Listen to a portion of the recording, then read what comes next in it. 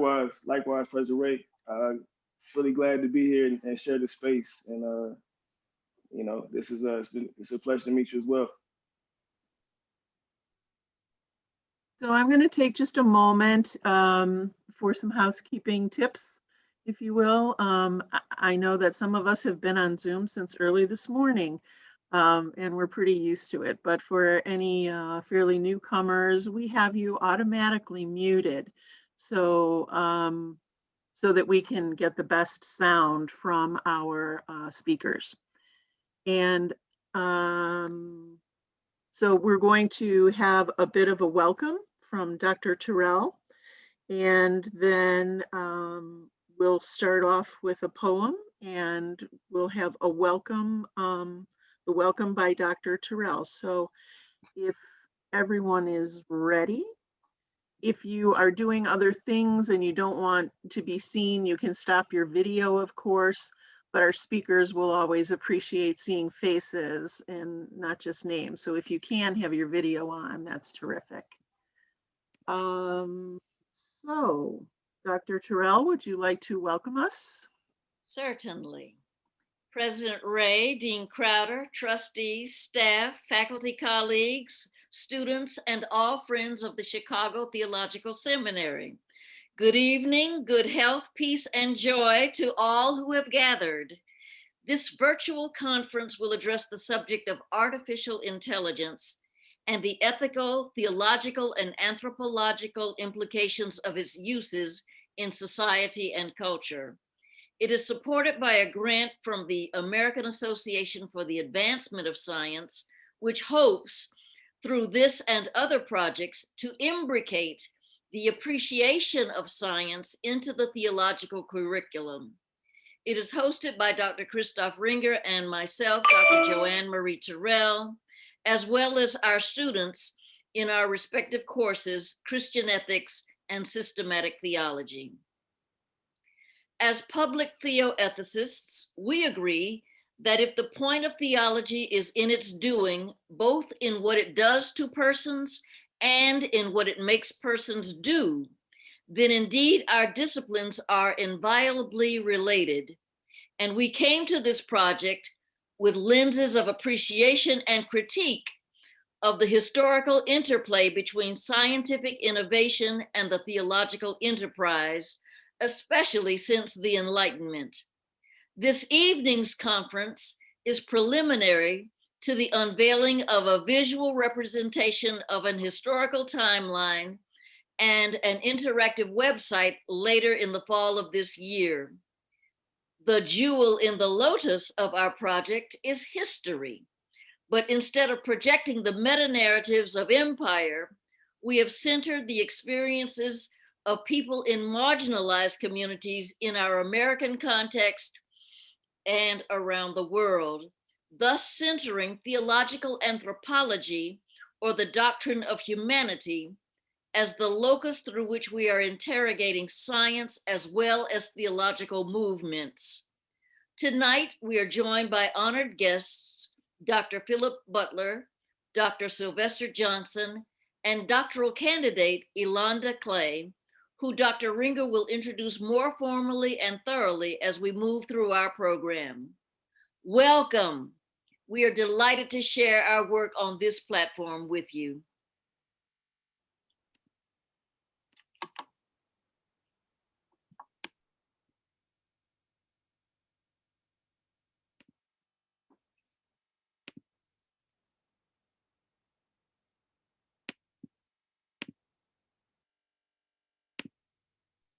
Sorry, guys, that's me.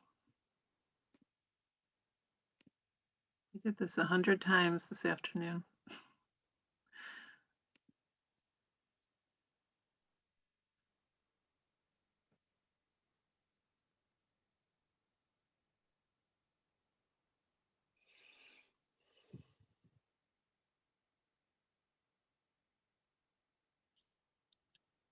A voice of peace that acts with violence, armies marching inexorably on, guns that roar and bombs that strike, no peace for those whose lives are gone.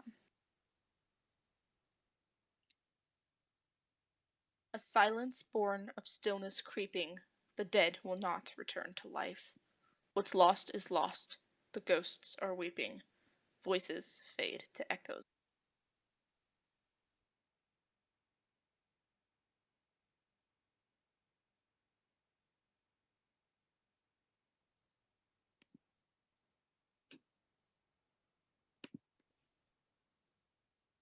In time. A tempest whirling fierce with fire as humanity burns within. Hatred, demons go unfought as we fight who are our kin.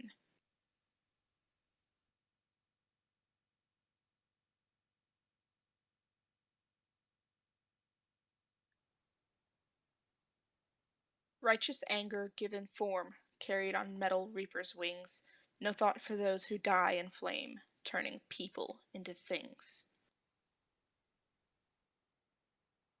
No remembrance of the crimes will last, no thought except a show of force, an echo from the recent past, carrying the voices of the lost.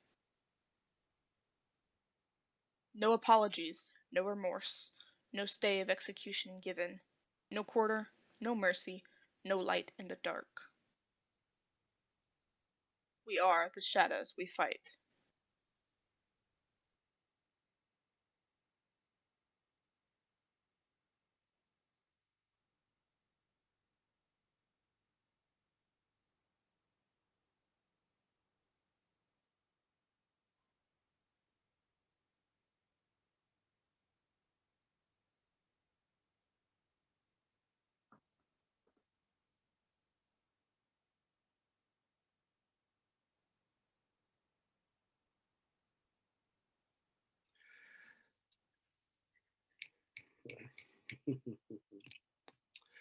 Good evening.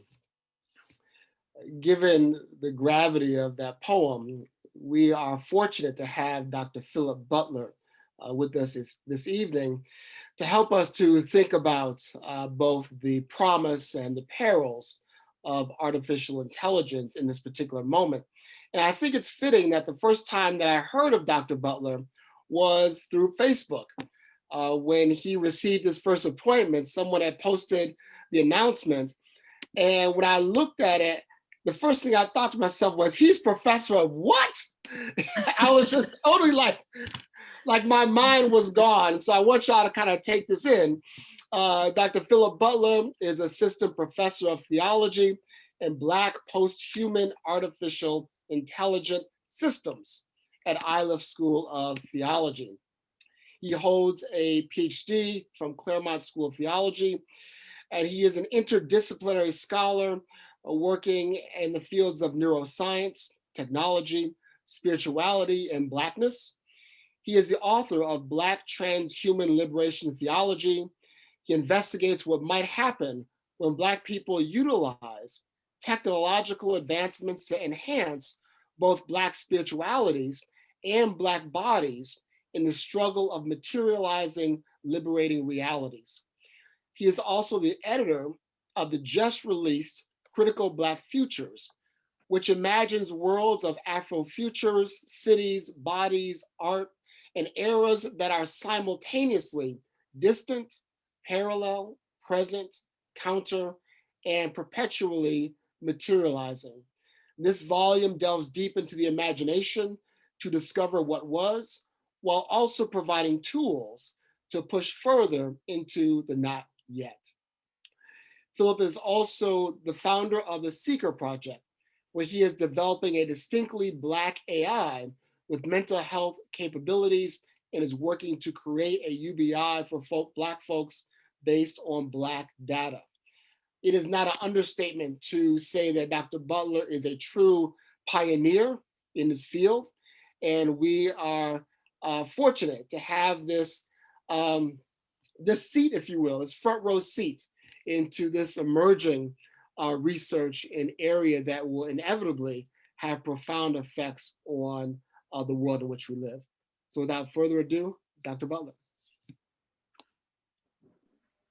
Wow, you make me sound really good there. And you talking about me? I was like, who's that guy? I was looking around and see who that was. But thank you, Dr. Linder, for the introduction.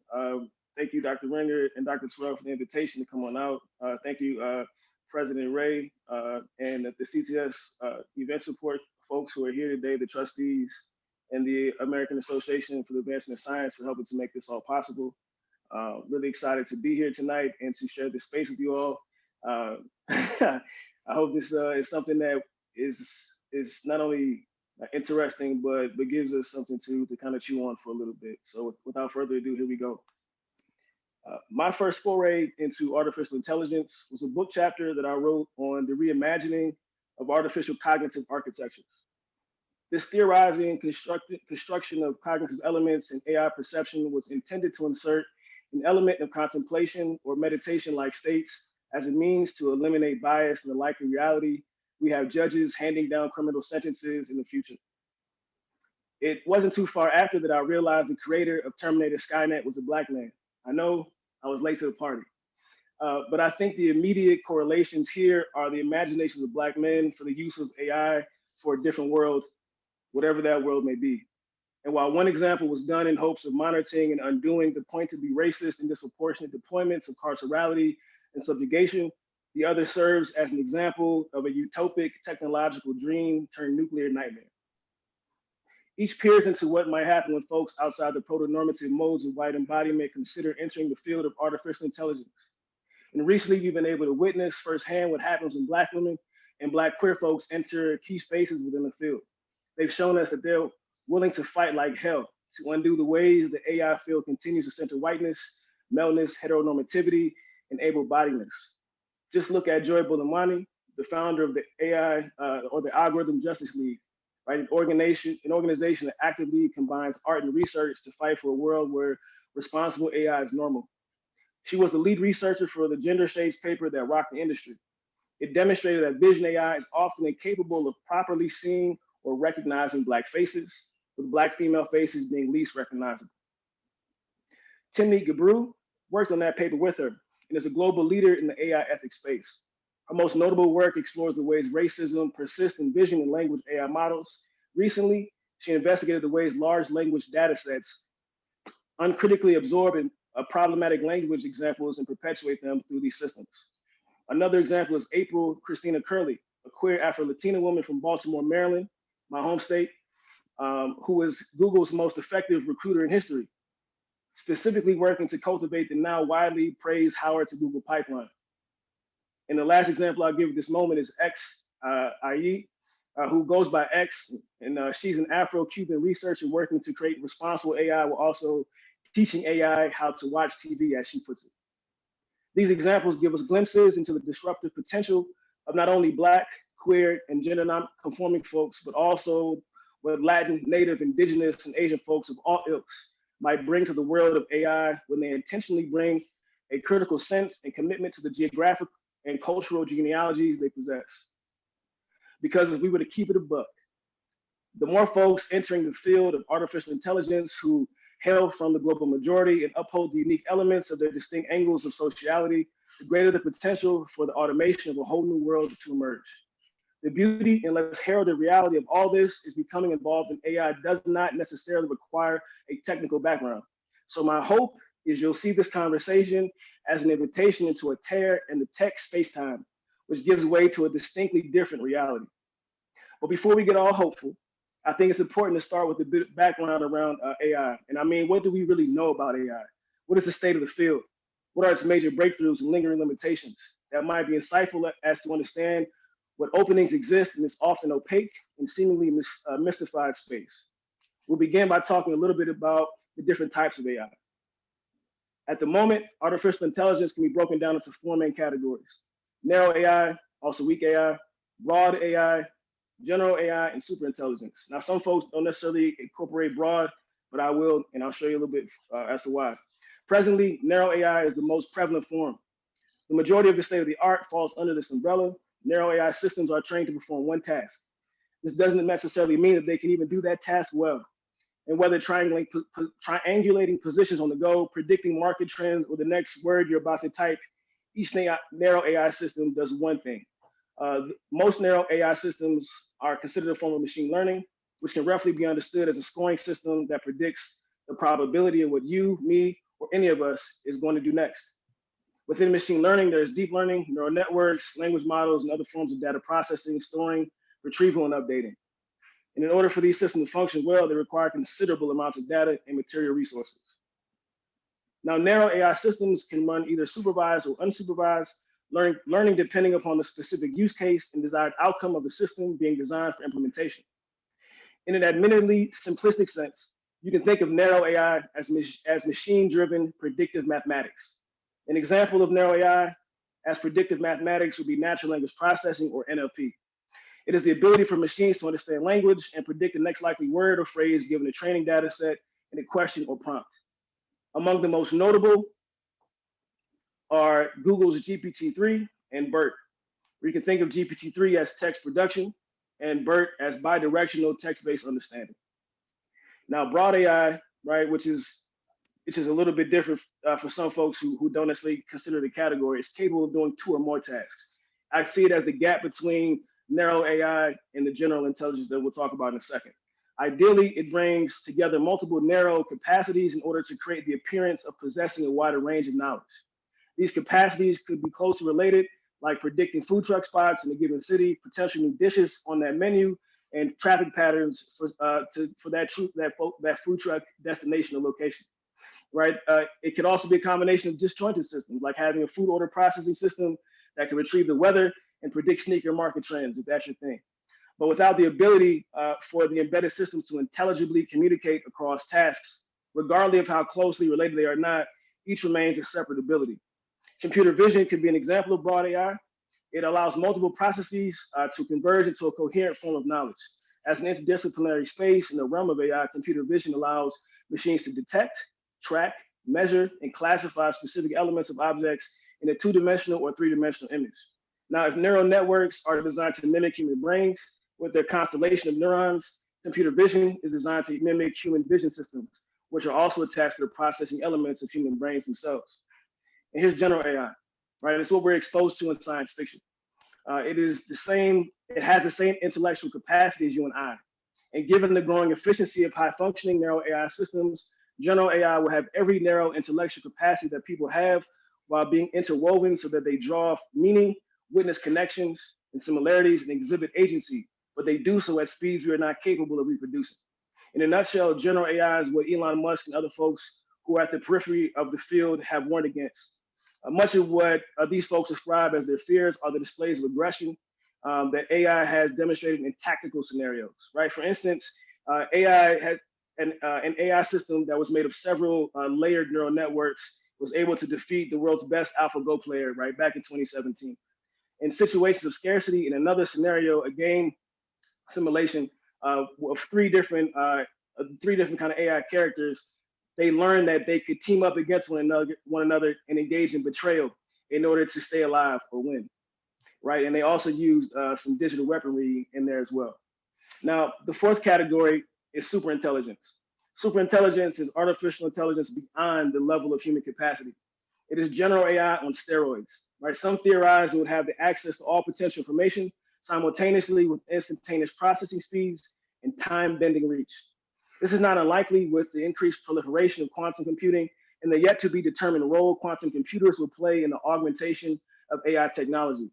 When thinking about AI in a meta sense, the prevailing question has been whether superintelligence will in effect usurp, outrank, and govern people in the social ecosystem. And if this makes you uneasy, the good and bad news is that superintelligence is speculated to be anywhere from 8 to 24 years away, depending on who you're talking to. Further, the predictive technologies of today are feeding into what is set to become the superintelligence of tomorrow. Now, the reality is this: we live in a panopticon. Not only are we constantly watched, but we volunteer ourselves to be watched by the sites we are part of, social mores we adhere to, and mediating bodies we subscribe to. And while AI is progressively becoming more mainstream, the thought of something like general AI or superintelligence existing among people does provide much room for pause. The seemingly innocuous use of predictive technologies and narrow AI deployment in public spaces is driven by commercial industries, right? Streamline communication, help people pay for things with greater ease, digitize as much as possible, or relieve the stress of remembering a password. These things seem to make more and more sense in everyday life. But in what way is a predictive technology ever innocuous, ever harmless, especially when the methods technology companies use to acquire data encroaches on the public's sensibilities around privacy and safety. The attempt to solve the myriad problems associated with time, effort, labor, and uncertainty through the realm of innovative technology speaks to the desire of privileged individuals, protected business entities, or more overarching governing bodies for control. Prediction is about control. Control in the sense of narrowing the scope of possible movement, uplifting the binary operands of white supremacist ruminations and settler colonialism that constrict choice and limit outcomes. In the midst of all the potentialities in the world, predictive models and their creators are essentially asking, how can we ensure the greatest likelihood of our vision? This is the thinking that underlies the predictions, which stems from the desire to be more efficient, to eliminate the cost of experiencing loss of power, loss of production, loss of safety, loss of social stability, loss associated with uncertainty. If prediction is capable of saving time, mitigating labor issues for the benefit of those in power, while simultaneously predicting environmental, social, economic, or behavioral trends, then in this sense, prediction is about not only maintaining control, but also exerting more extensive measures of control as well. So what role do people play when they don't belong to or benefit from being a part of these protective systems and categories? I have a hunch. Unprotected people feed the data coffers of prediction. In this sense, people are food, no longer people, but a nutritional means to an end. In an onto-perceptual sense, people are an object in this here. The data points that people produce are the nutrients that play into strengthening systems designed for constricting choice by mirroring people's desires back to them in a curated fashion. By design systems, I mean algorithms and the data feedback loops that run through computer software. So Sophia Noble questions the ability of tech companies that function as marketing companies to do anything other than market to people. So while people feed the data, which narrows their choices and prolongs their enslavement to capitalist structures, this also suggests these companies have enough data to create technological systems that take everyone into consideration, but they don't, hinting at the glaring reality that these companies do not care about the global majority. They care about creating systems that are built on the struts of our present social structure, which are set to be a digitized and eventually post-quantum AI iteration of anti-Blackness, which many scholars like Jao Costa Vargas argue functions as the root for every racist iteration that exists worldwide. This forces us to be honest about the nature of predictive technologies as being heavily tied to capitalism and the biases it perpetuates, which are being automated at increasingly faster speeds, ensuring that racist, sexist, homophobic, transphobic, xenophobic, and ableist realities are uploaded into digital spaces and catapulted far ahead into futures we have yet to inhabit. This isn't speculation. There are 5 areas where we can see the impact of encoding bias in AI right now. They are behavior, surveillance, policing, sentencing, and gatekeeping. Behavioral bias is what we are presently witnessing in China, right? China has implemented a social credit program as a digital social contract that is shaping the interactive real world environment, allowing everyone to score one another. And if you're familiar with Black Mirror, it's a real life version of the nosedive episode where people were corralled into specific levels and types of work, friendships, housing, purchasing options, or customer service, all based on their social score. The Chinese social score is mitigated by facial recognition. People are encouraged to behave or face the reality of being cut off from travel, slower internet speeds, denied access to quality education, and higher level employment, among other things. Surveillance technologies are being used to modify behavior. The proliferation of these technologies that watch are meant to uphold bias towards questions of normalcy. Technologies that watch are not limited to cameras in a store, in or around a store. They are governments, militaries, companies, prisons, satellites, drones, speed cameras, spotlight cameras, mapping technologies, body cams, phone cameras, checkout cameras, smart TVs, desktop or laptop built-in vid cams, social sites, non-social sites, credit card processors, currency exchange platforms, front-facing selfie cameras, that random GoPro you see on the street. Eyes. People. People interpret what is captured through surveillance. People uphold them. But as I've said before, people who individually or as part of a collective body are part of a privileged or protected class are using predictive algorithms to reify what is considered normal and enforceable, much like they have throughout history. And similarly, we witness people in positions of marginality reinforce normalcy, even if it is to their own detriment, often for fear of survival within systems that are designed to support their non-existence. Policing as a method of reinforcing normalcy thrives off technologies that watch. Empowered by the state apparatus, policing heavily relies on surveillance in order to triangulate embodied positions in correlation to breaks in normalcy so as to uphold it. As an example, police use social media to track down activists after demonstrations during the bloody summer of 2020. Laws which function as state recognized normalcy can be upheld through visual evidence, particularly in court. Social expectations as normacy are upheld through images taken from commercial technology that watch. At times, regulating bodies blur when social platforms aid in the call for punitive measures. You have a lot of racist white folks, or just folks, period, losing their jobs for what they do in real world.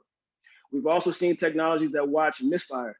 For instance, one Black man was charged in 3 different states because of poor facial recognition software. In another scenario, 8 of 42 faces were positively matched when Scotland Yard police tried to implement facial recognition software in the field. In a controlled environment, facial recognition software performs at over 99%, but that's a fixed setting. But once you go into the field, those numbers often flip with a 98% mismatch rate, suggesting life is much more dynamic than facial recognition can currently capture.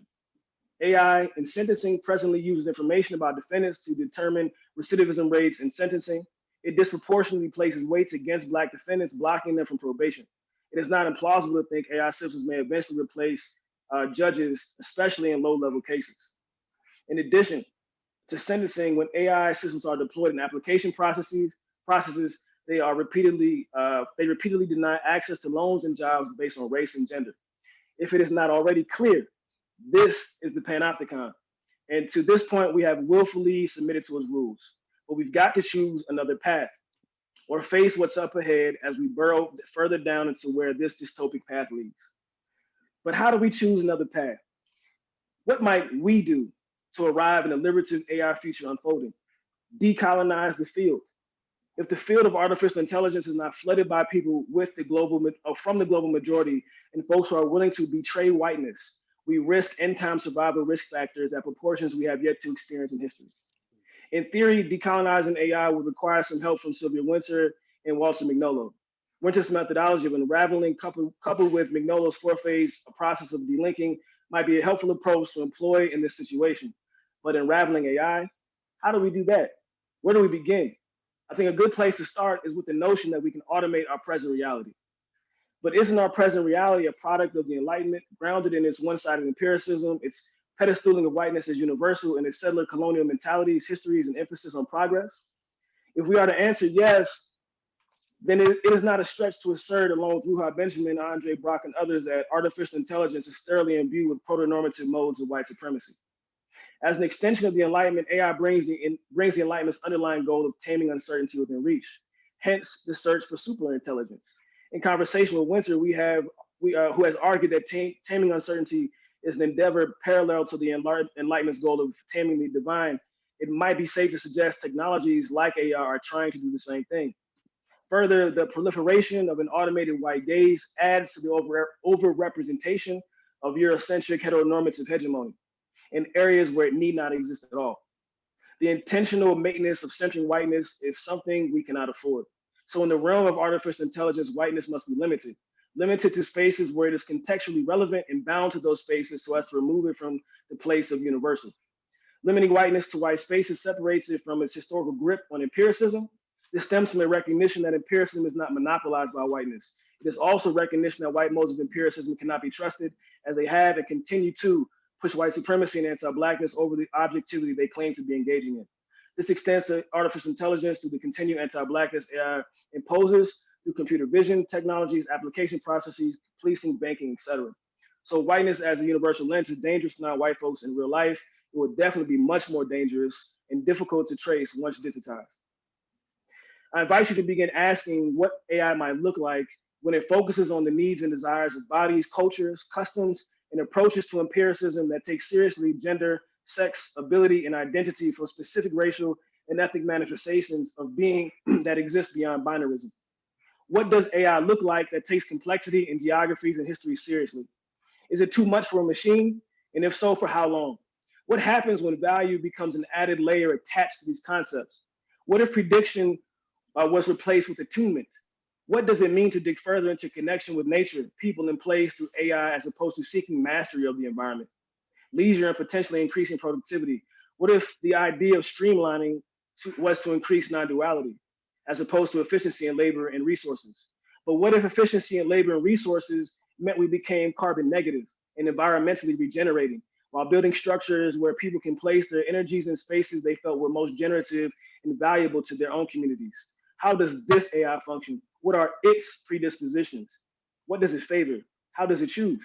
How does it become the spirit and central nervous system of communities, bridging peoples, communities, and the elements inside immediate geographies in a reciprocal and life-giving fashion? Connecting existence, and by that I mean past, present, future, parallel dimensions, and pluriversal realities in ways, but most importantly, that they have yet to imagine. This raises a larger question. What connections do local peoples and perspectives from the global majority have to give to AI?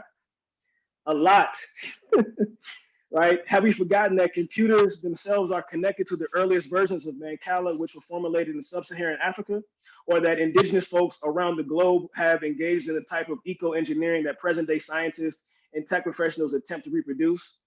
So if AI is currently designed to function like a human brain, why can't AI benefit from the indigenous practice of agroforestry, right? That's a word for you, where groups of trees are planted to share in the same root structure and operate like an interconnected web? What spiritual practices might aid in the construction of quantum artificial intelligence structures? What rituals might enhance the visual, cognitive, or communicative aspects of AI processing, awareness, or vision? Or what might native human-computer interface procedures look like in comparison to others? And in what ways might we see AI as a natural way of being with nature, as technology itself is a reconfiguration of nature? I like to return to Mignolo for a bit, lifting up an adapted version of his decolonial framework for delinking by exploring these four question categories. Here's the first one. Who is the knowing subject that we are trying to center the AI user interface around? And by what means does this subject express themselves or understand the world? And how might this mode of understanding be honored? 2, what kind of knowledge systems or ways of knowing is this subject actively engaged in generating? And how might the AI system implement them, speak to them, learn from them, expound on them, and enrich them? 3, who would benefit from centering this subject, even if it's that subject themselves? Further, what communities would feel seen or understood, even if it's the community that we're focusing on, right? Having AI respond to them in a culturally relevant, non-appropriating way, in a way that flows within the context of that community. And 4, what local institutions would support this kind of AI use, and which ones would benefit from its existence? And this way we move directly to the decolonial requirements for artificial intelligence. To that point, I'd like to add 3 more questions. I like questions, if you haven't figured it out by now. How are the communities actively engaged in making these systems? How are the implementations of AI either a step away from, closer to, or the maintenance of white supremacist set of colonial modes of living and being? And 3, how does this AI maintain the boundaries, sacred sites, and integrity of the land? The first question recognizes that without local participation, a top-down approach to AI will continue to be a neo-colonial tool well into the future. The second question is meant to provide an opportunity for internal critique so that we can determine, possibly in a quantifiable manner, because again, empiricism is not owned by white folks. How are we maintaining legacies that need to be destroyed or fall by the wayside? The third question moves from a decolonial approach to an anti-colonial approach with the hopes of maintaining the locality that springs forth while protecting it against future modes of colonial or capitalist advancements.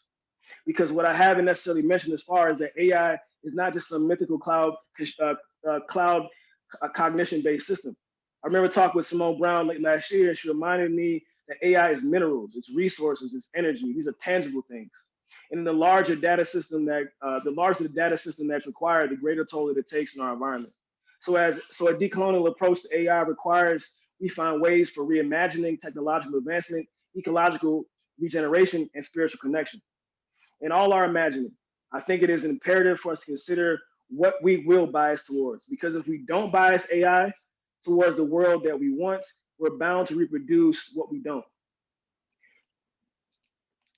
And so here's a couple examples for you. The AI Institute at Iliff School of Theology is working to bias AI towards seeing people on their own terms. Our team is building off of 2 benchmark data sets, first Joy Bulamani and Team Nigabru's gender shapes paper, which I mentioned at the start of our conversation. We're also taking insights from the folks at Fairface who built an inclusive data set with a wide range of facial hues and several racial categories as a means to improve the quality of facial recognition data sets. Our project is called the 80/20 dataset. It is unique in that it employs a consent-based self-identification model. People will have the ability to opt in and out of the dataset at their discretion. They will have the opportunity to decide whether to be a part of new iterations or only allow certain organizations to have access to the information. Self-identification will give people the space to label themselves however they see fit. We know this aspect will be immediately illegible, right, or unintelligible to present facial recognition systems. However, we think allowing people to define themselves in their own terms has the potential to begin breaking the colonial gaze embedded in machine learning algorithms. We want to make a clear case for companies to reconfigure how they teach computers to see, label, and respond to people. We believe the data set has incredible implications for moving in the direction of more localized real-world applications. For instance, what happens when weights are rearranged based on location or culture, or if different algorithms are deployed in different regions or neighborhoods. We not only want people with darker hued faces to be seen via computer vision, we also want darker skinned women to be recognized more readily, racial and ethnic groups to be known, and genders to be plenteous. Most importantly, we want folks to be seen in the same way that they see themselves. Another example is the Seekr Project, right? It's an intentionally biased and decolonial AI. Seekr is a Black mental health AI. It serves the culturally relevant mental health resource in a world where less than 4% of all mental health workers are Black. It centers Black culture and Black experiences through a conversational medium, and is trained to employ 3 psychotherapeutic approaches with internal family systems, therapy as its primary psychospiritual modality. It provides no answers. It walks users through their inner world in order to arrive at the wisdom that emerges at the end of personal excavation. Seekr emphasizes spiritual introspection as an emotional introspection for emotional attenuation. The short-term goals of the project are to move from a web-based dialogue tree experience to a fully functional context-responsive NLP interface tied to community responders and social worker response networks. Long-term, Seekr will give people ownership of any data they contribute to the platform and allow them the opportunity to leverage their data however they see fit.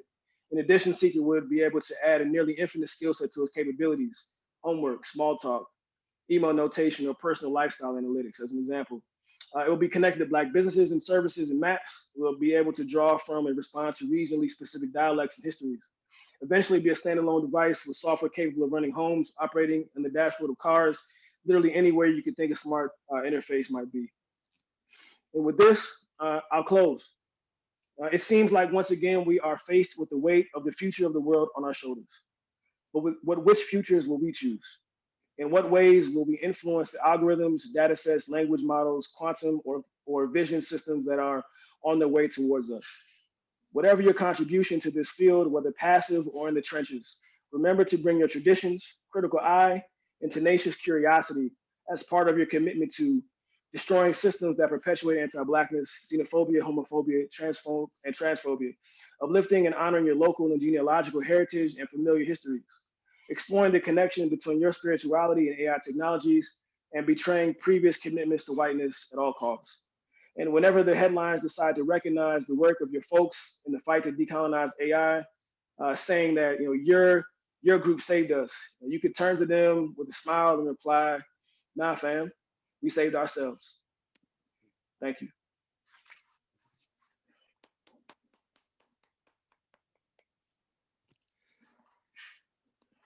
If folks want to just unmute briefly for a hand clap so Dr. Butler can hear your.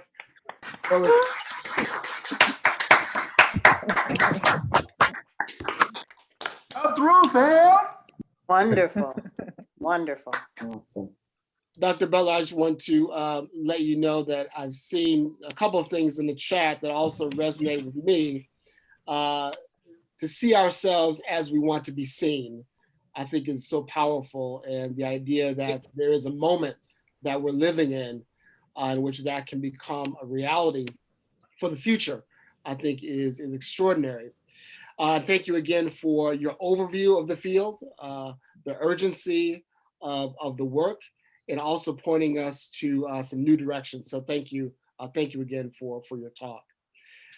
So before I want to give those who are with us just a little bit of an introduction to our 2 respondents.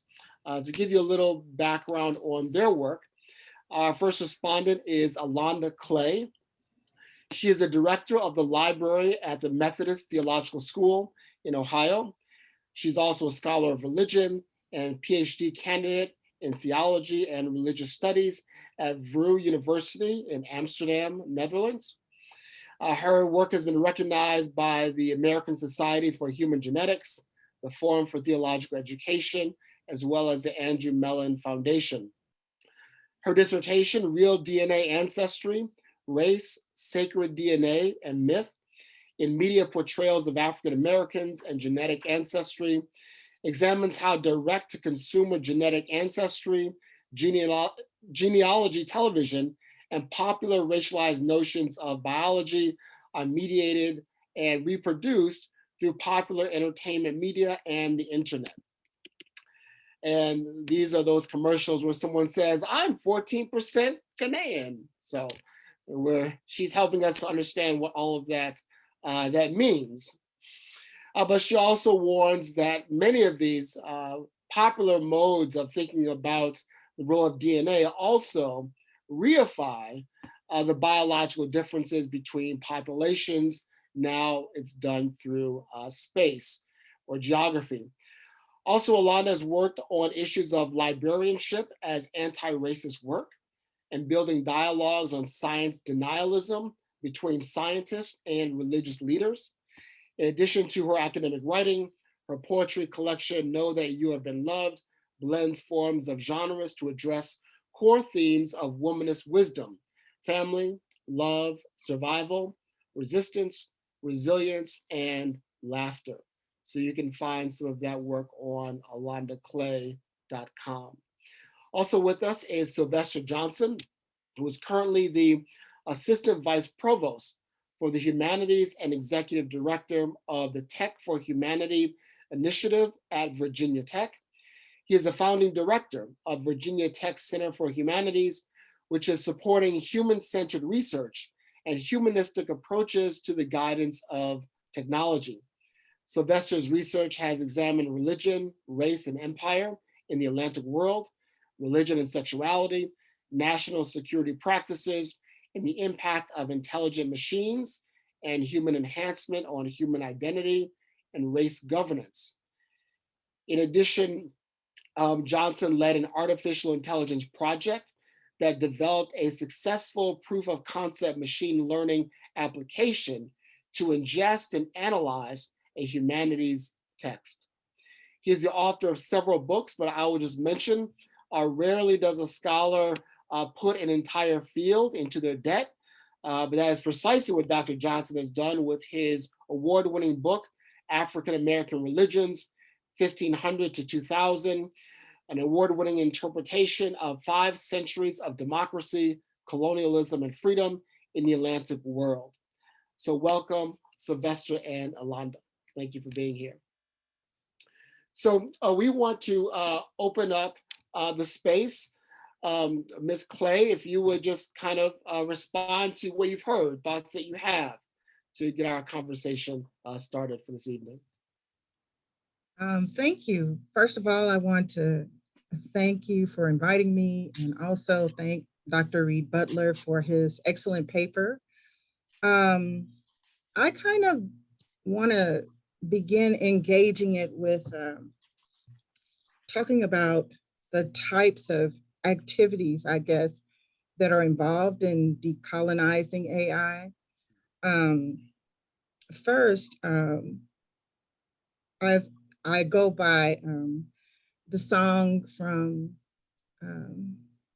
Bob Marley that quotes Marcus Garvey when he says that we have to free our minds, we have to decolonize our minds first.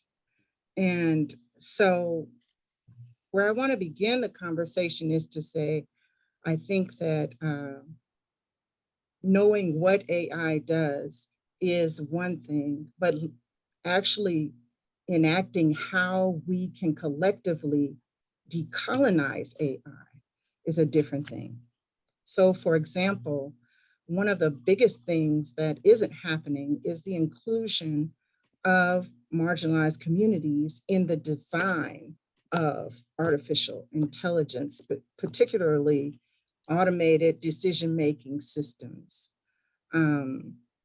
Now these, Dr. Butler had talked about in full, which include things like employment.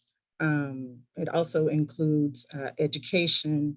But the key thing about it is that we can talk about the data, we can talk about algorithmic bias, but when we talk about decolonizing, actually making decolonizing moves, it requires a much larger move. And this move includes us looking at the ways in which racism is being reproduced, not only within the data and not only within the machine learning, but also in terms of the organizations and institutions that are deploying this. So I'll give an example. Microsoft had a contract with ICE for 19 million that was for facial recognition. This was done in concert with Clearview AI, I'm sorry.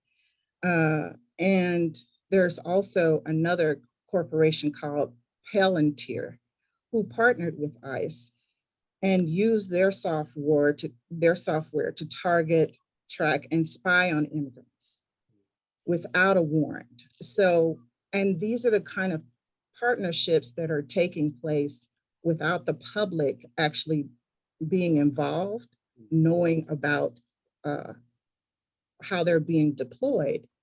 So in this sense, we need to think about what are the tactics that we can use. One tactic that we can use is to organize, of course, but how do we organize? Right now, we have a number of the women that you named, Tamit Gebru, and also Deborah Raji, who have recently been released from Google due to their participation in helping Google employees organize. So we also need to think in ways that I guess include how we're going to react on the ground, how we're going to resist on the ground, as well as through creative projects. I'll stop there. Thank you. I'll allow Sylvester to give initial response, and then we'll go back to Dr. Butler. Yes, absolutely. So thanks so much for the really amazing and intellectually generative and precise presentation that you gave. That was a very really effective way of explaining some of the foundational categories, of introducing us to the significance of AI and the different levels of its execution on the one hand, and then taking us into the political economy of AI and showing us the connections between the algorithmic design and some of the social impact, and particularly the disparities along vectors of sexuality and gender and race and class. And so I think that your attention to explaining and translating the concept of the Panopticon within the context of these digital technologies that are our realities was especially compelling and really helpful in showing the import of that beyond what's often taken in a summary way as a reference to Foucault's analysis, and you really helping us to understand the significance of that category in our daily lives with digital tech. I was especially appreciative as well of your call to have a decolonizing approach to the technology. I think one of the things that is significant in what you're calling for really is not a cynical rejection of technology, but rather a recognition of the importance and urgency of the various populations of peoples who have been excluded or minoritized or subject to the harmful effects to really develop approaches for us to be stakeholders and participants and to reshape it in ways that are empowering. And I think that the rejection of the cynicism and the move toward the constructive and empowering engagement is really important. It's really striking to see how tempting it is for people to jump toward the cynicism and call for doubling in or going back to some kind of life that the people imagined before this digital tech. Short of some massive asteroid hitting the planet, a huge cataclysm, at least for the time being, we're not going back to a pre-digital era. We are moving further into the architectures of AI and related digital technologies. And so I think your call for that to happen in a way that advances social justice and that really transforms the constituencies, the stakeholders, to be inclusive and to produce justice is sorely needed. It's very important. Is unfortunately uncommon, and it's all the more important with that. And so, one of the things that I'd love for us to talk further about, and would invite you to say more about your ideas, is the role of capital structures in achieving that.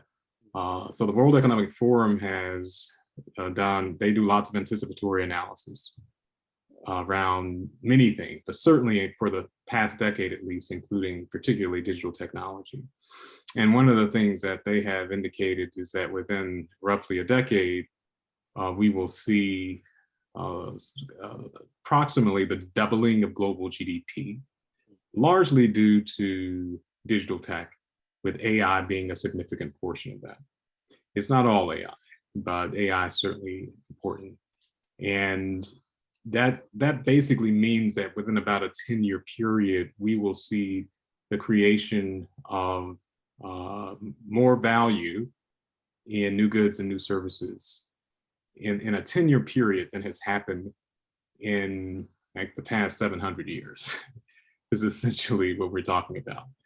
It sounds unreal, but we're actually moving in that direction. Even if we get only 15% of that, and they're experts at this, I trust their anticipatory models. But even if we get only 15% of that, I mean, what we're talking about is massively transformational.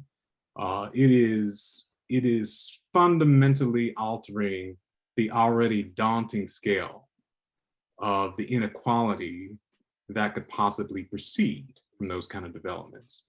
And I don't think we should take it as some ineluctable destiny or a given that the world is going to become unalterably more unequal. It's just that right now that's the trend, right? And so the invitation is for us to change that, which is what you're calling for.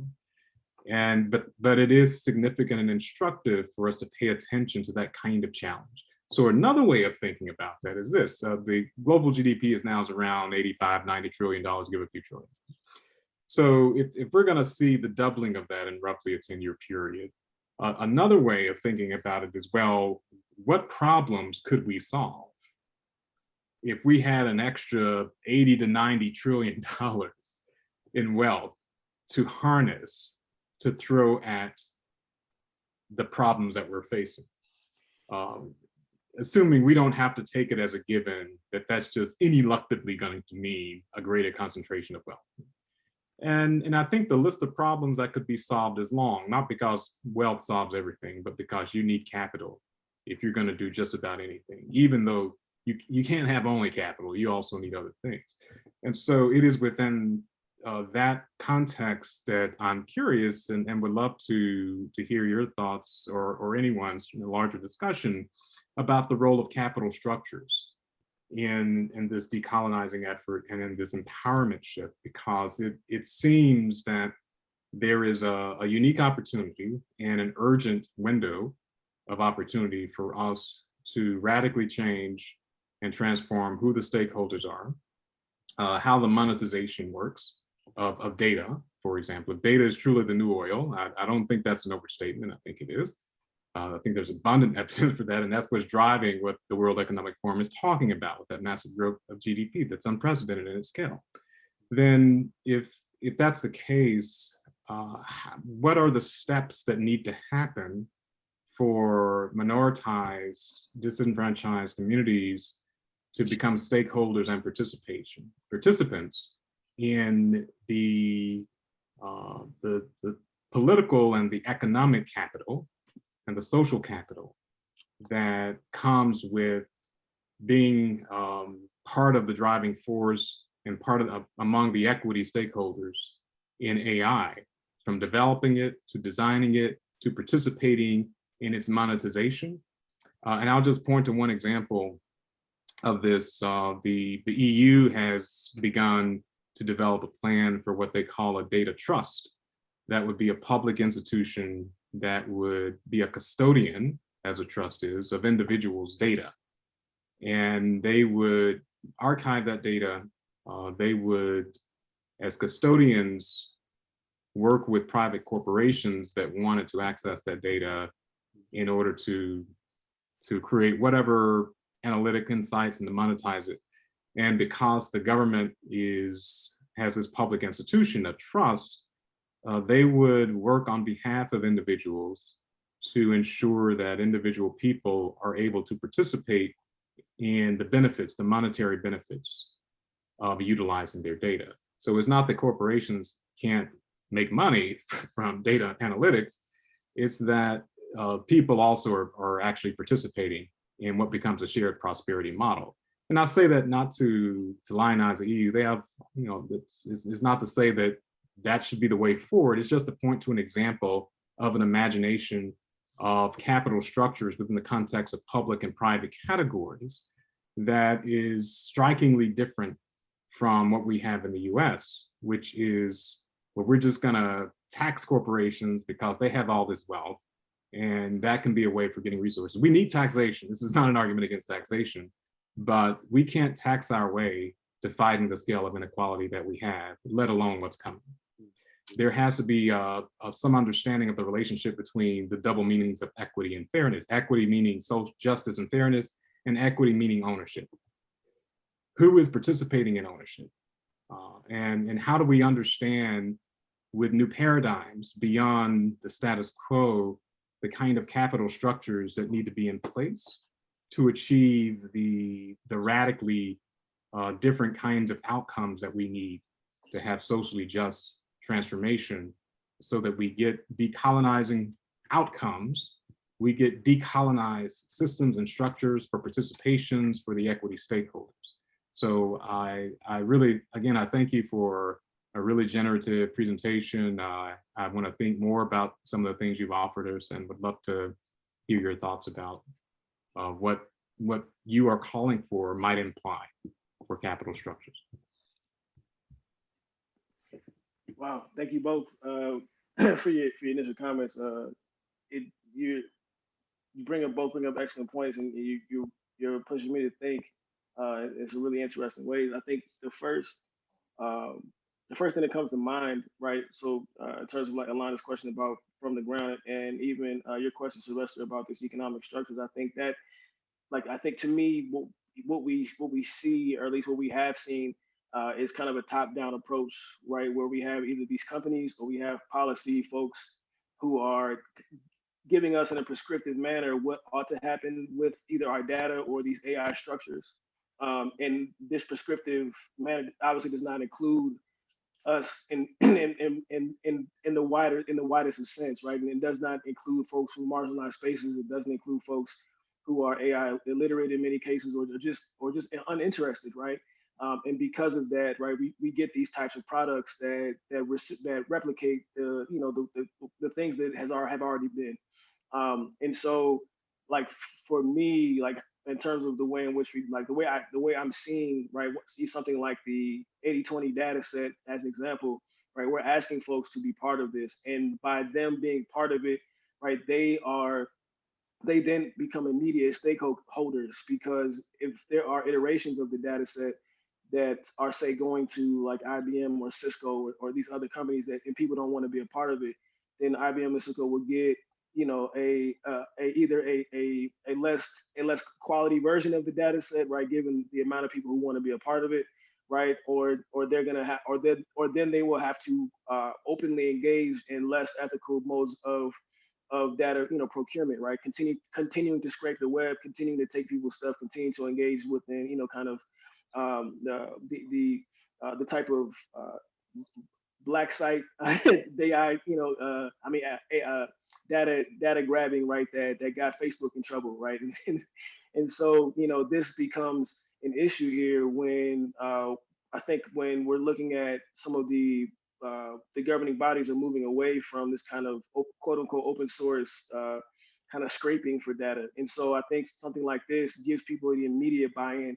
And so it pushes what I think folks are calling for in terms of data citizenry, right? Where they become citizens who are particularly not only involved, but are constituents in the sense that they have a say of not only where their data goes, but how their data is used and whether or not they want to be a part of certain moves within that. And then even what you were saying, Sylvester, about this kind of capital structures made me think about the UBI that we're trying to build with Seekr for folks who, and so, I mean, when we talk about the mental health aspect of Seekr, this is like the first phase of the project. But when we start rolling out to other spaces where we include services and other businesses and location services, right, and other aspects that would be considered like a marketplace, quote unquote, the data points that are that are not only captured but accumulated over time are in themselves valuable, in which, as like you said, are what is going to attribute to, right, these spikes, right, in these global GDPs. And if this becomes the case, then this becomes this kind of shared economy where we get to now rethink the ways in which the leveraging of individual and collective data can be utilized, right? So if you think about, you have a company like Culture.io based out of Culver City right now, and they're paying people for the data that they're able to take off of these major sites.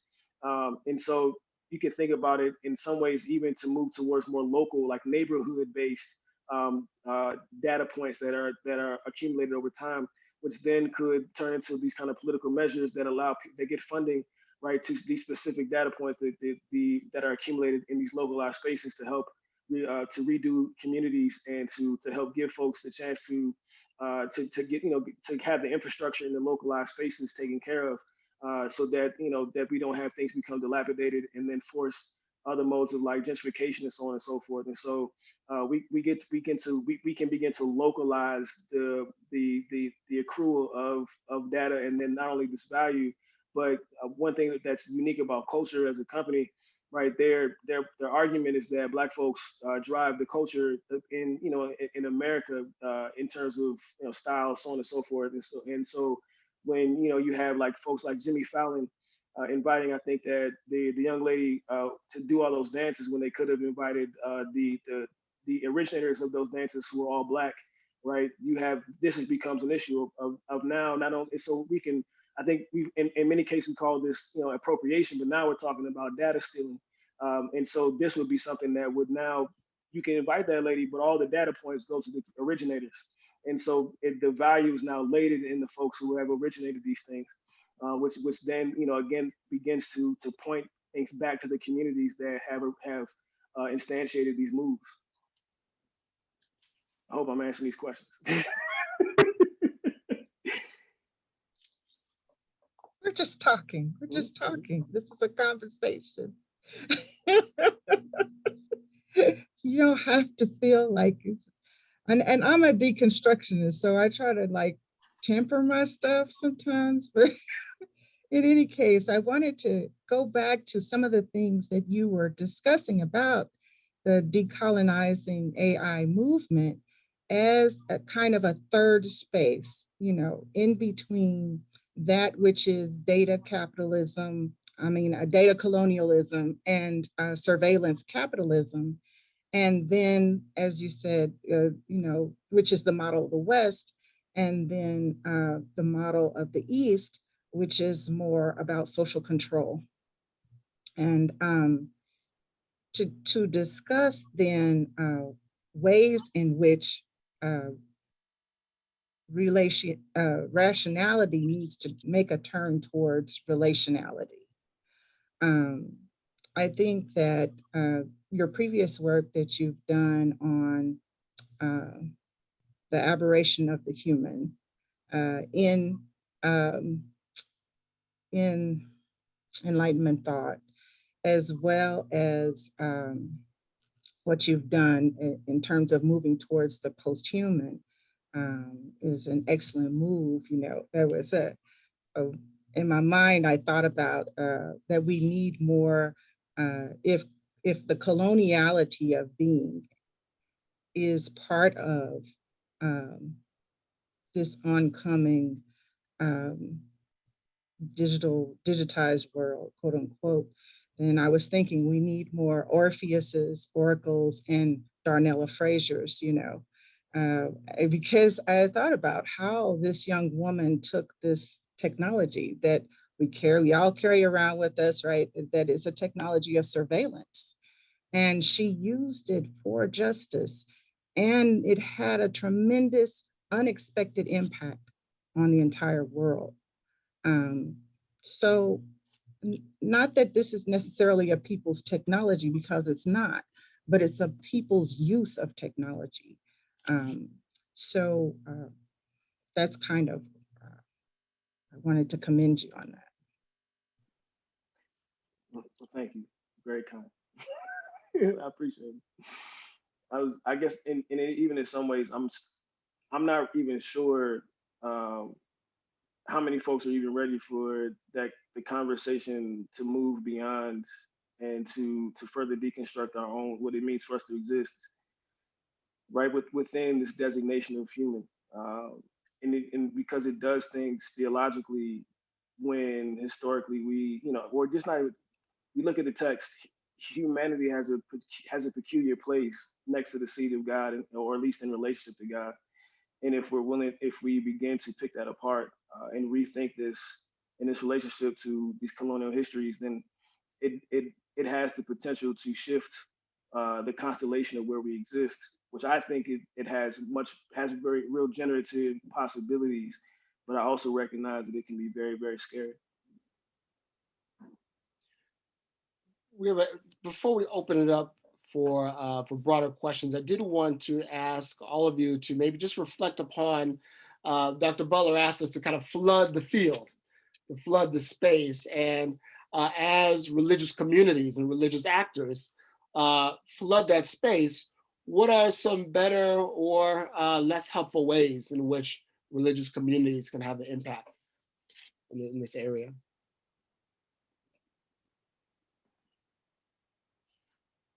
Sylvester, did you want to go first?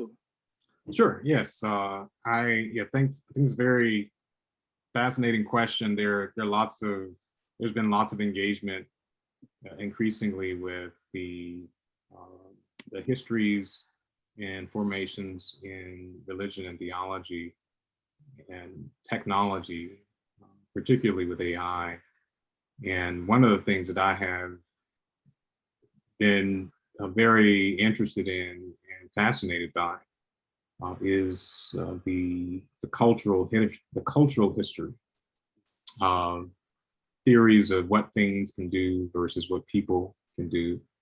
So some of that is referred to as culture histories of the fetishism, claims about animism. This was part of a long history of race and empire that is shaped by indigenous communities, populations in the Americas, throughout Africa and Asia, being described by Western Christians as having a delusion that things could do things, that things could know, things could feel, things could be intersubjective. And in those philosophical frameworks and traditions emerging across indigenous African or indigenous American, indigenous Asian systems, and actually in European systems as well, but not legitimately for much of that recent history, embracing this understanding of different kinds of entities, non-human entities, and maybe even non-living entities, to have the capacity to know, to feel. So a much more hybrid understanding of ontology that did not separate out humans can know and feel over here, and then everything else is over there. And I think that debate, that question over what can things do and what is objecthood, what does it mean to be a person, because it's been so deeply shaped by religious traditions, by theological norms in multiple directions, depending on which population we're talking about or which cultural systems we're talking about.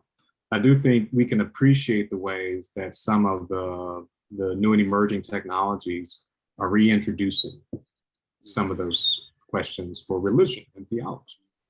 So one way that we see that is in something that that our speaker, Philip Butler, was just talking about, and that is the cybernetics, people being combined with machines, and what that means. Really thinking about ontology, that is what it means to exist as an entity beyond the boundaries of what we have now as a status quo way of thinking, that there's a human that is separate and apart from these other things.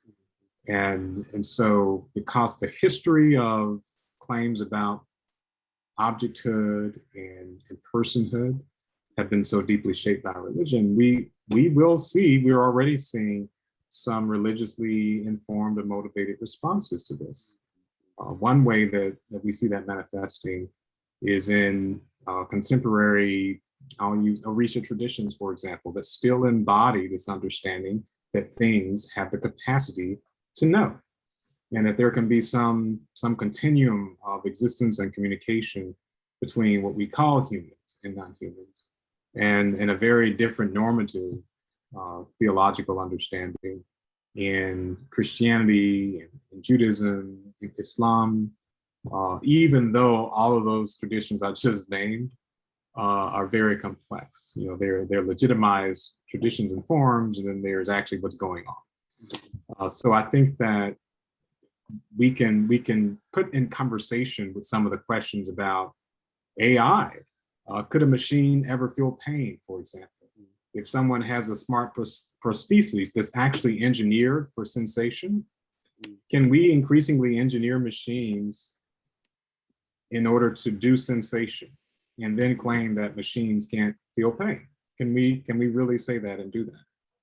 On the one hand, and then we have these religious traditions, some of which are investing in a spectrum, in a continuum of understanding things and people, so that there is a much more hybridized understanding of that versus this binary dichotomy. So the long traditions, the new and emerging technologies, these classic questions have come back in a really, I think, fascinating and urgent way.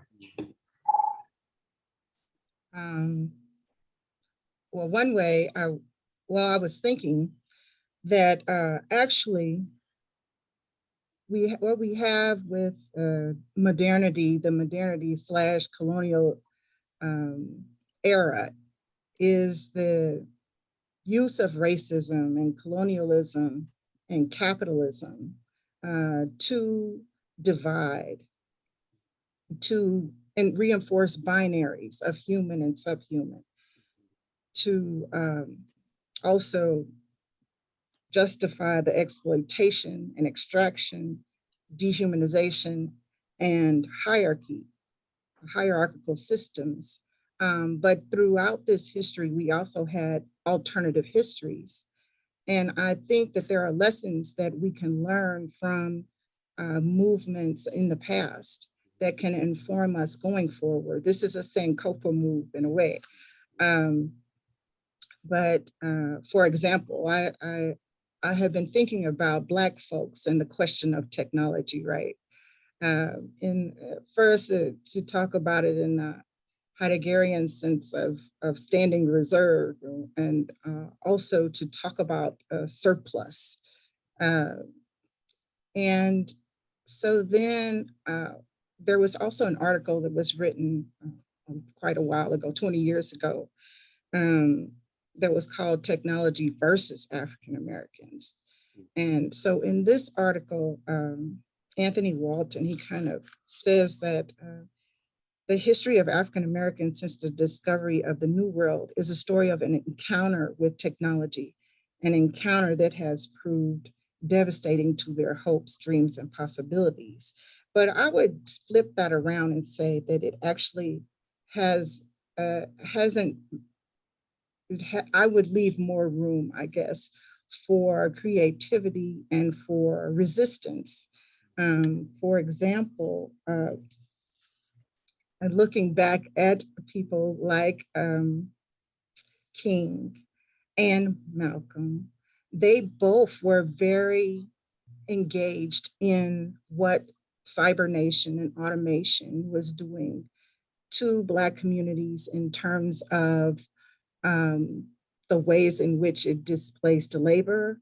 And also they were concerned about how communities would re-educate themselves so that they would be able to participate in this future that we now are living in. So I feel that those type of previous thoughts, and also I wanted to bring up Anna Everett and her work on cyberwomanism, which begins with the Million Woman March. And she talks about the ways in which not only during that time, not everybody had the internet, but how there was this combination of work with those who knew how to use the technology and those did not, but they still were able to organize, and not only organize, but they were able to mediate their event when none of the major networks would take it up. So I just wanted to put those forth as I think resources that could be used by people of faith to reconsider how they could interact with AI. Thank you. Yeah, there's a lot to sit with. I think in some cases, looking at this kind of, I see the move for the global majority folks to be engaged in AI as one that would be similar to any particular organizing effort of the last 100 years. And I think that we've seen the Black church as an example, or Black churches, right? It's not a monolith, right? We've seen Black churches go out into communities and get folks register to vote, and to tell folks to come to community gatherings, and to make sure that they are present for certain things. And I think that Black churches today are faced with the tough reality that the world is different, and that there is much to be gained from a particular type of relevancy that requires the acceptance of embodied complexity combined with an acknowledgement of the future that is at hand.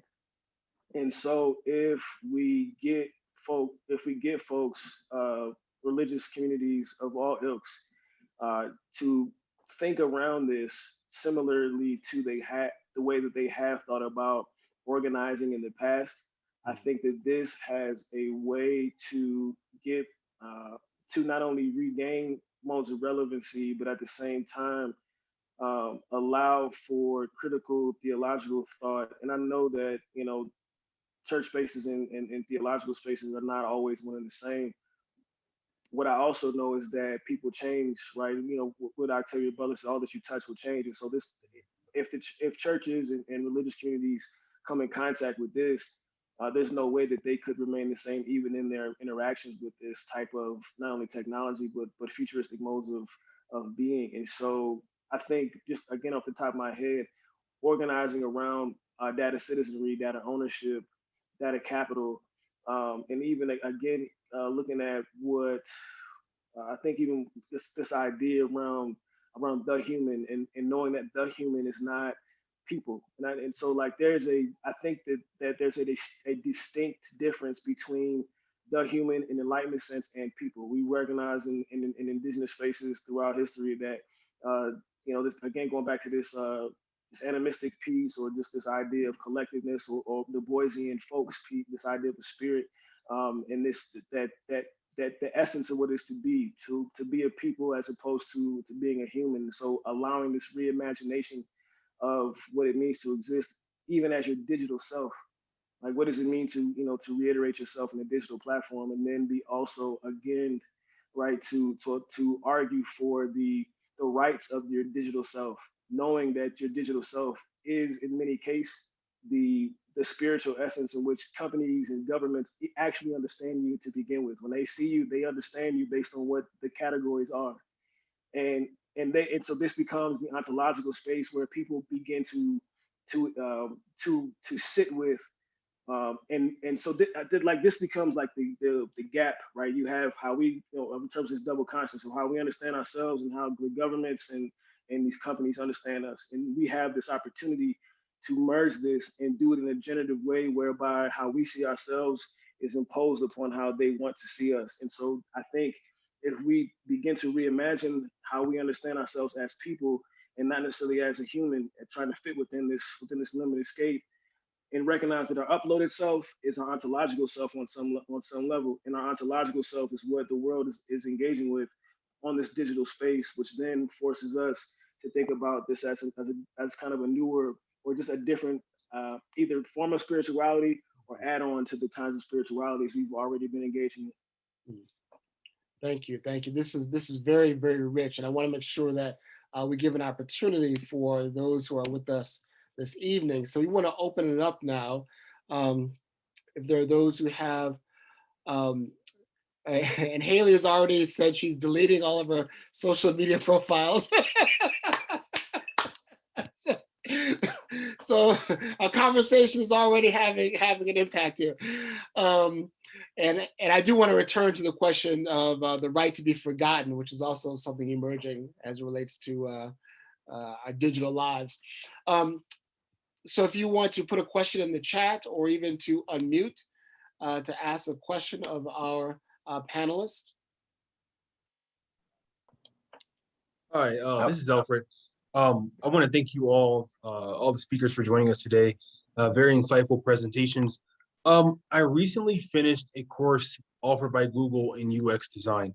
And one of, I would say, the main features of the course was an emphasis on equity-focused design, as well as the next billion users. So I guess, I feel like tech is aware of these disparities, but do you all feel like they are simply just doing enough, or is it a matter of just hiring more people who are minorities, or what do you think needs to be done by the tech industry specifically to tackle these issues that they are already aware of?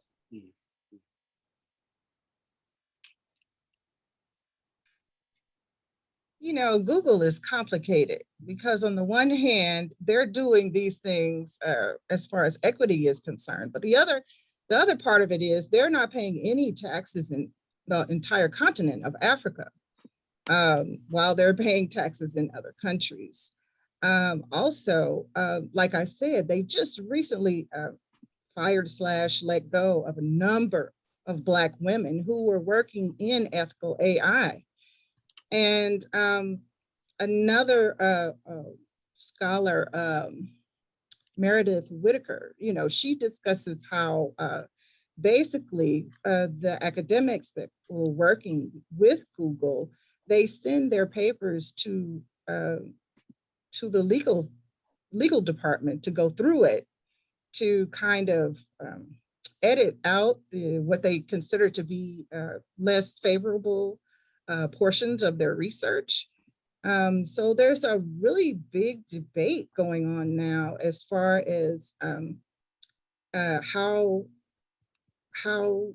companies like Google can kind of alter their own research that's being done in order to still be seen in a favorable light. So on the one hand, yes, they are supporting ethical AI, but they're supporting it within a frame that doesn't challenge their profitability or, I'll stop there.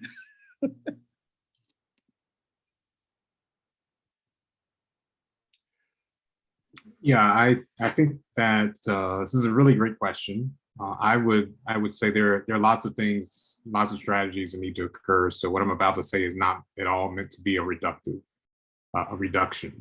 of things. It's merely to point to one sliver of this, although I think it's a significant sliver.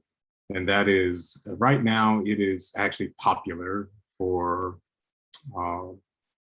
leading, highly visible political leaders to spout rage at big tech. And and we need to hold accountability for all kinds of institutions. That certainly needs to include technology companies.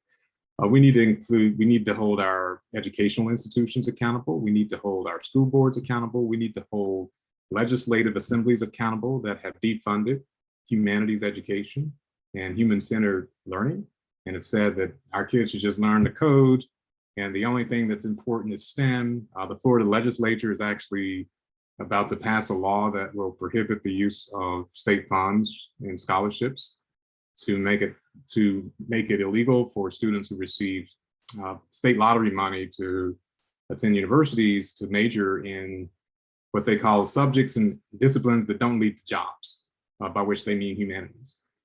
If you think about your typical computer science curriculum, there's very little room in that curriculum to study human-centered disciplines by design.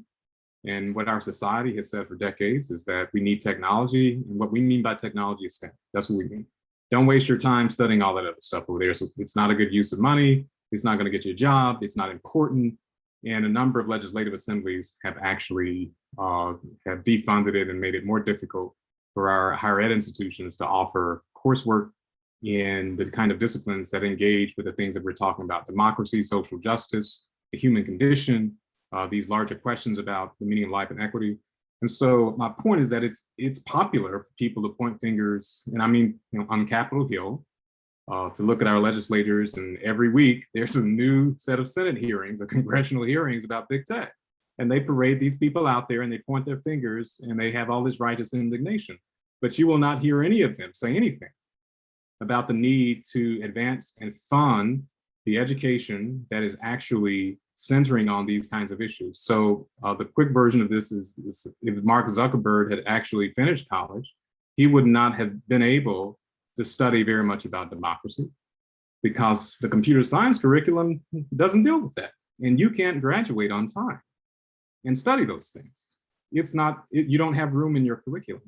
And the concern that I have is that he's just a product of our society. And there's no recognition of the critique of our society that is embedded in all the rage toward big tech. They're just a reflection of our institutions. That's what it is. That's all it is. That's just the output of decades of us saying since Sputnik that what we really need is only STEM. And these other areas are not important, and is also a result of the gross inequality in our society that makes it extremely difficult, if not impossible, for most minoritized populations to participate in the access that we need to the capital and to the degrees in higher ed and employment and the venture capital to be able to launch the companies that are actually shaping these technologies. So I have a different kind of way of approaching this. And as I said, we need to get that part straight.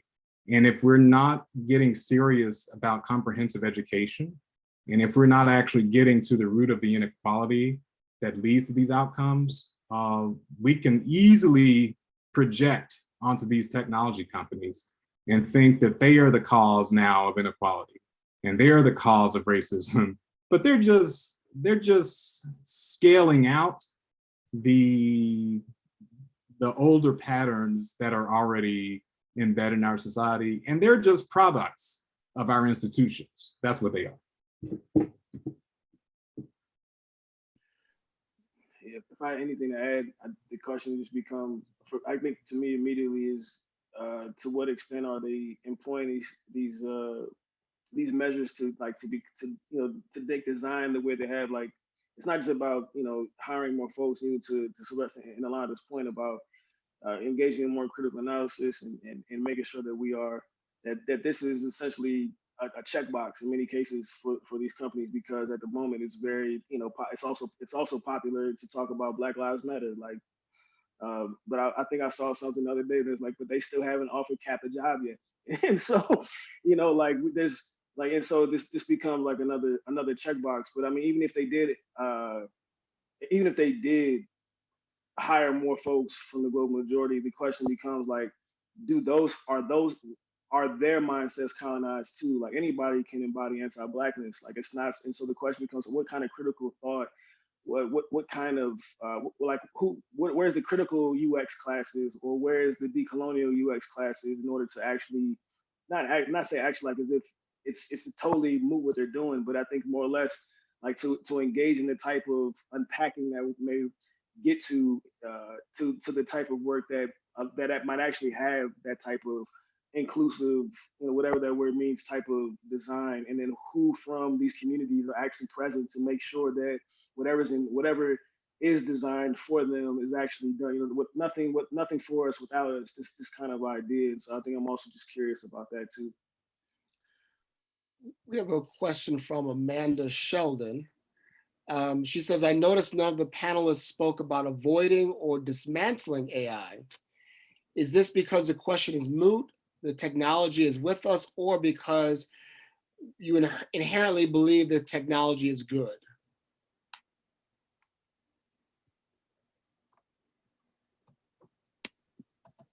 So I guess, yes, I never mentioned it, not necessarily because it's moot so much as I think that that what is like, so I raised this question in Black transhumanism, right? Like, what isn't technology, right? Our words are technology, right? My glasses are technology, my clothes are technology, my hair is technology, the haircut I got a few days ago is technology. Like, it's a result of some type of technological apparatus.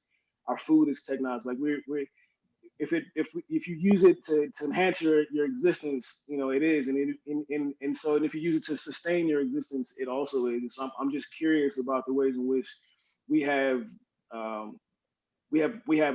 positioned technology within our own kind of epistemology, and at the same time, a kind of what ways are we willing to reimagine it? Because again, your pencil is just but it's also a tree, or at least once was. You know what I mean? So like, what is natural?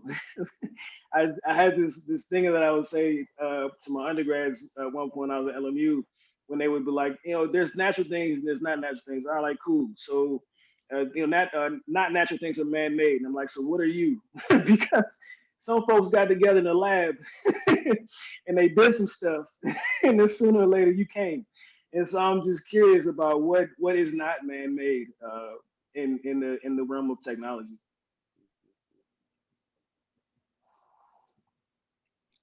Could I ask a question? I'm sorry, I just was gonna say that whereas I'm against talking about technology in terms of runaway technology, right? Or that is this autonomous thing. I definitely do feel that there are interventions that we can do. However, the dismantling of it, I doubt that save a catastrophic event. And I don't think it's going to happen. So I think that it's our place to be critical of every claim that is made about a technology, and to look at, is that technology actually addressing this claim?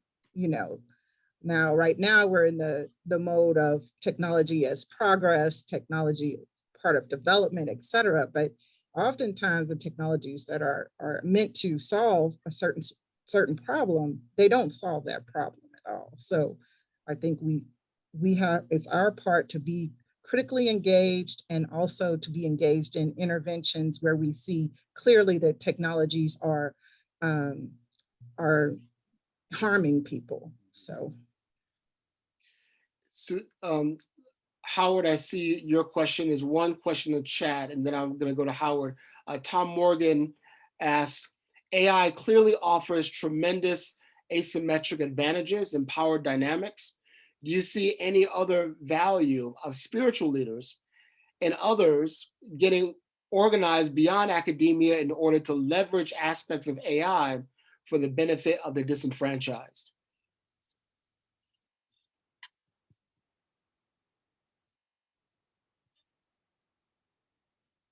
And anyone can answer, yeah. I especially see that they need to be involved in organizing for labor because AI systems are impacting people on every level. Like, for example, the gig economy itself is an implementation of AI. So when you look at things like Uber, I think it was last year, it was at some point that Uber just decided to change their algorithm. Well, when they changed that algorithm, it meant that people got paid way less than they were getting paid before. So, and there are lots of other examples, which include, things like, I think this was a software, it was called Midas, but it was deployed in Michigan. And what Midas was supposed to, it was the state itself fired all of its fraud department and just left this software to detect fraud. And it was a disaster because it had a failure rate of like 93%. So they ended up having to get lawyers, et cetera, and so on. But things like automated decision-making systems, as well as labor, those will be the big, I think, entry points for religious leaders to join with others who are, even to look at Amazon and the most recent thing they had on unionizing, right? So anyway, I'm done there. Thank you. Yeah, I agree. I think that the point that Alanda's making is very important, and that is on the subject of social justice. What we're seeing with the AI is that technology is about certainly technical things, but it's also about a lot of things that are not technical things. And what you're talking about is the present and future of work and wealth, and how we're going to govern wealth, particularly given the growing significance of digital technology systems. We're dealing with the tokenization of currencies, for example, that's beginning to emerge. We're dealing with, Alanda was talking about the gig economy, so-called. These is platform technologies, where you get on a platform and your work happens through that distributed system on that platform. And you're not really classified as an employee per se, but these platforms can have a lot of influence over how you do your work. And in other things, as more people become vulnerable to having their labor either replaced or significantly augmented by automation, for those who remain in that workplace, for the humans who remain, they will experience augmentation, or the augmented component of that technology. And for others whose jobs are eliminated, they will experience unemployment and irrelevance to the economy unless we figure out a way to include them. So I'm really eager to learn more about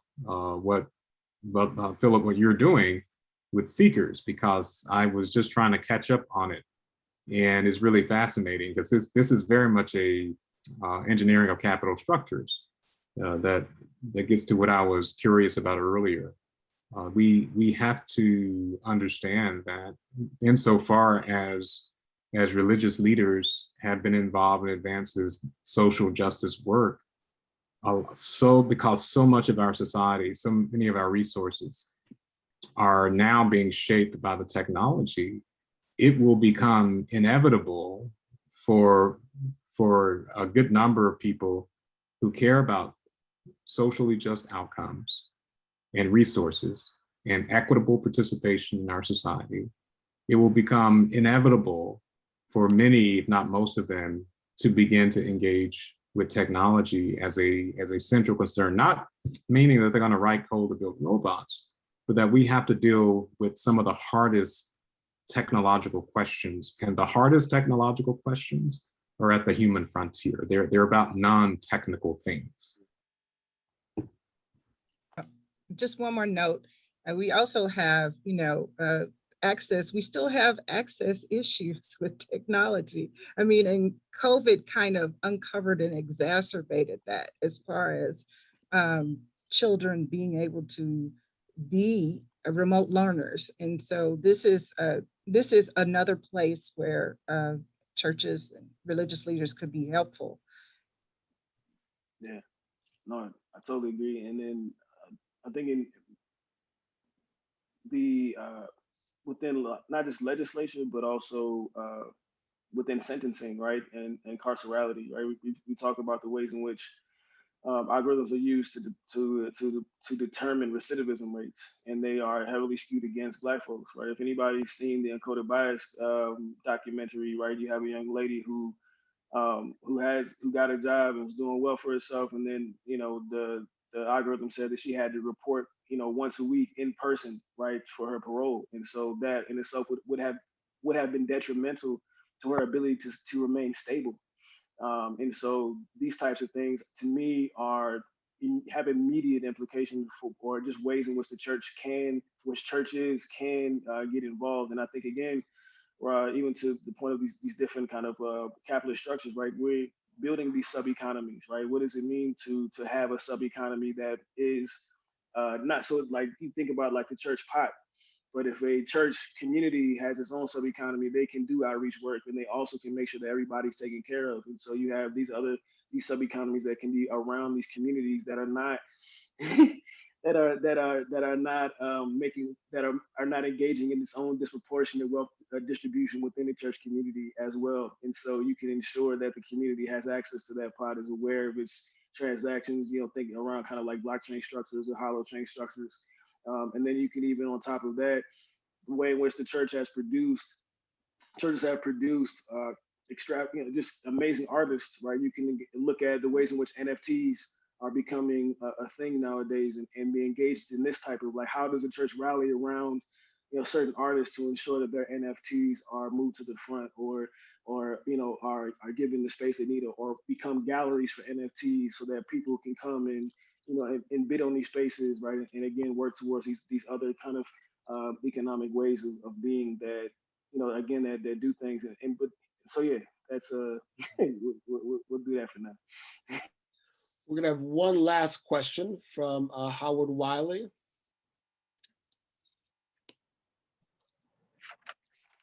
Hello, everyone. I'm going to ask the presenters if I have the permission to use their first names. I'm following Elonda's suggestion, hi, that this is a conversation.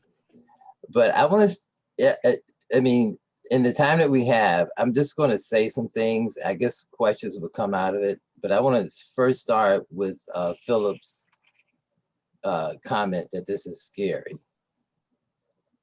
I don't know how other people take that, but it is scary. This is scary because the first thing I'm sensing for myself is a sort of cognitive dissonance between where you all are and where we are on the ground, Elonda. And I'm thinking, like, how do you make that connection? To me is a question, because I was listening to Kamal Sinclair, I guess it was a week or a couple of weeks ago, in her presentation, and Dr. Ray at the end of that session said his mind was blown. And I'm thinking, like, so were a lot of other people, their minds were blown. And I think our minds are still blown after hearing you all today too. And so I said in response to that, not when you're talking about imagining the future and the kinds of vision and actual practical realities that are pointing to a different kind of future, I think we also have to imagine or reimagine what we mean when we talk about social movements, right? For instance, Timnit, is that her name? Timnit Gebru? No, Timnit. Timnit Gebru? Timnit Gebru? Is there a social movement around her that's equivalent to the one around George Floyd? You know, is there a social movement equivalent to Black Lives Matter around Black Data Matters? Is there something happening in theological education that's actually going to prepare pastors to actually engage congregations around these issues? So even when you talk about the philosophical and theological questions, like for instance, I always was struck by the notion of postmodernism at the point where Black people, you talk about the Enlightenment, at the same time the Enlightenment was taking place, Black people were being enslaved. And then postmodernism happens at the point where countries in Africa and third world countries, or 2/3 world countries, were fighting against colonialism and entering into the so-called modern world that they created and produced, that was created and produced on their backs through their labor. And now we're talking about police killings of Black people and then when you say, well, we have to move from the human to see people as people, but the question that lays out there is that it's a struggle now in this society to actually make a case for the humanity of Black people who are being killed as if they're not human. So how do we, so the philosophical and theological language that's being constructed, when you talk about post-human, when you talk about postmodern at the point where Black people who have been excluded from the modern age are beginning to move into it, and you're talking about post-human at the point where people who have been denied, historically denied their humanity, are actually moving to the point in a struggle to affirm their humanity. How would if I could? That's it. I just want to ask Dr. Butler that his book actually explores precisely that point. Dr. Butler, if you could just give us a quick, I know it's hard, but a quick summary of that point around the human and the particular kind of perspective that Black people can bring to that question. No, I will. If I may, though, I'd like to begin with like the theological education piece. It's because it's actually fresh in my mind. I was having a conversation with a colleague today about trying to put together like an upper level theology course. Like if you could probably tell, I don't really do theology like everybody else, and so like with that being said, like I think we're trying to imagine like what does it mean for churches to think around to reimagine like something like missiology or engage in missions work, right, or social movement work, but do so in a way that's around like data citizenry, or do so in a way that's around like AI education, or do so in a way that's around like restructuring the argument, right? Because even the argument to be recognized as human is an argument to be recognized within a swath of society in which Black folks have not ever been recognized in this swath of society. And so it seems as though that we are asking to fit in spaces that are adamant and have been able to shapeshift in the ways in which they can keep Black folks out of.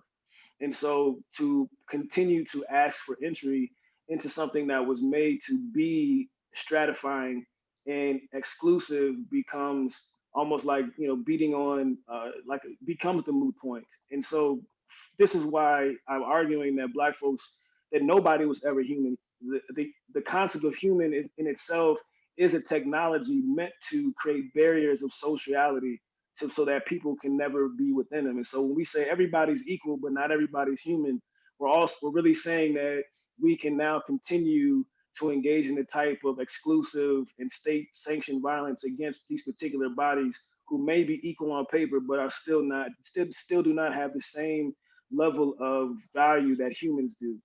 And so this also raises other questions again against like this.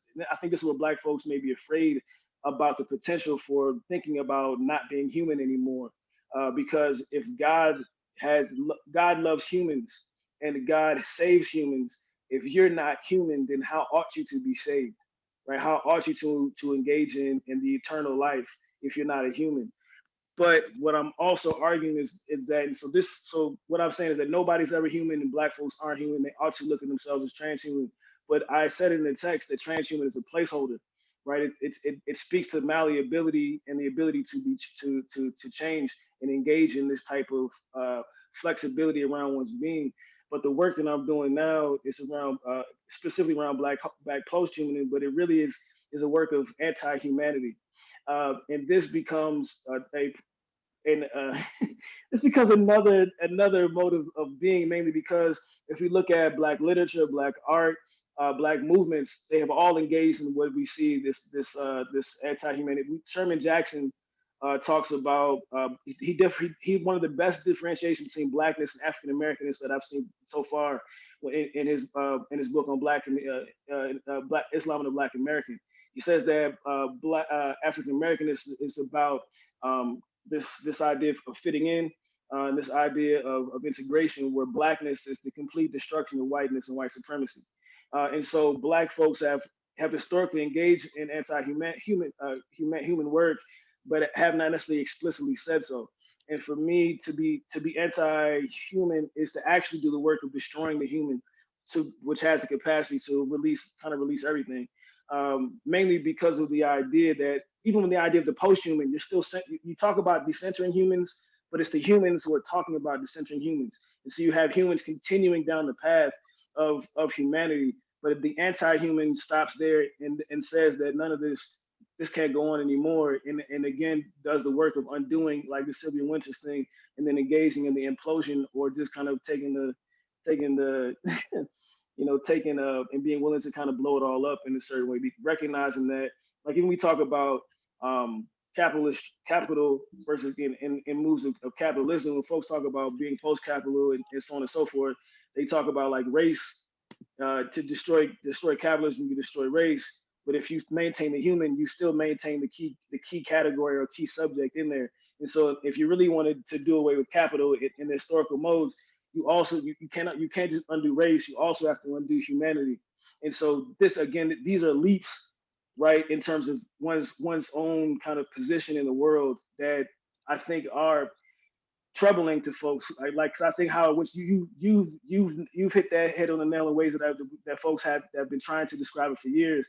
That we are moving into other phases when Black folks are just trying to get back there, or just trying to get a taste of what they thought these folks were experiencing while they couldn't.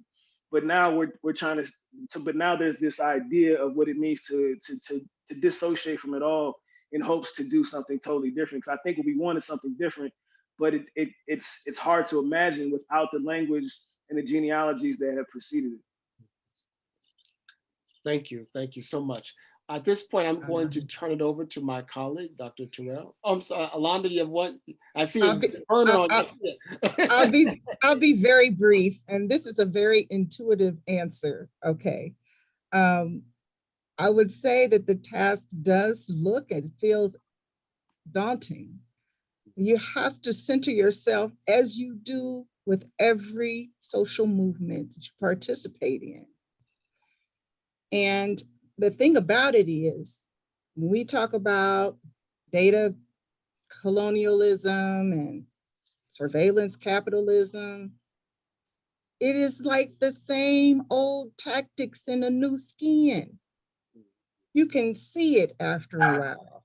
You can actually see the same things, the hierarchies that are being made. You can see the dividing practices that are being done. And in that sense, you just have to continue to face it and just go into it, just like you would any other challenge, or you know what I'm saying? So that's my response. Thank you. Thank you. Thank you to Dr. Butler, Alanda Clay, Dr. Johnson, for actually giving us more questions than answers and providing for a religious community at least a bit of incentive to think about embodied reality differently. You've really stretched our imaginations, stretched open our sense of responsibility for ourselves and for our neighbors. And for that, we just say thank you. And we certainly hope to continue this conversation in classrooms, but with you all as well. Thank you very much. Thank you. Thank you. Thank you. Thank you. Thank you.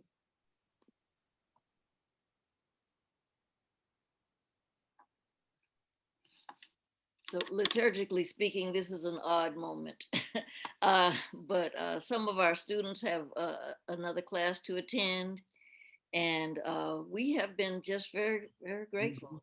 Dr. Ray, would you like to say anything before our speakers? Oh, I mean, I think the only thing that I would simply like to add is beyond the great privilege of being here with friends and colleagues who I've known over the years and meeting a colleague who I'm looking forward to knowing over the coming years. This has been a wonderful opportunity, and I want to simply say that a part of what is wonderful about this opportunity is that CTS has always been a seminary that has thought about what does the future mean based upon the ways in which the forces of domination and evil will appropriate whatever are the emerging technologies and turn it to its end.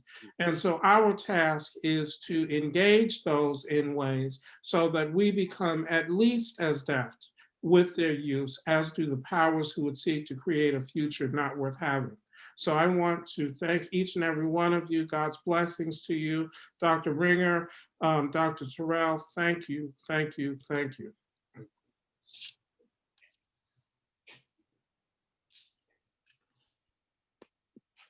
Good night, everyone. All right, good night. Good night.